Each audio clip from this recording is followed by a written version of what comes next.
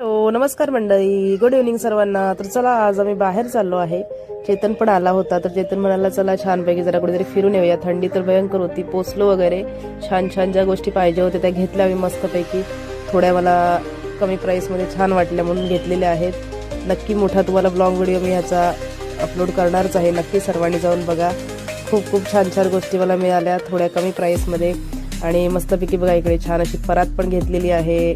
आणि त्यानंतर परत डब्बा घेतला. त्यानंतर असं अजून पण काही गोष्टी घेतल्या. त्यानंतर झालं सर्व फिरून वगैरे, थोडंसं खाल्लं वगैरे. आणि नंतर इकडे मस्तपैकी गेम वगैरे चालू होते छानपैकी. कोण कोण बसलंय नक्की सांगा अशा पाळण्यामध्ये वगैरे. आणि मस्त असं एक गणपती बाप्पाचं मंदिर आहे, तिकडे पण गेलो होतो मग दर्शन घेण्यासाठी.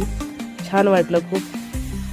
तर अशा प्रकारे अजून काही बऱ्याचशा गोष्टी पण घेतल्या. आता मार्गशीर्ष चालू आहे म्हणून देवीसाठी थोड्याशा पण गोष्टी घेतलेल्या आहेत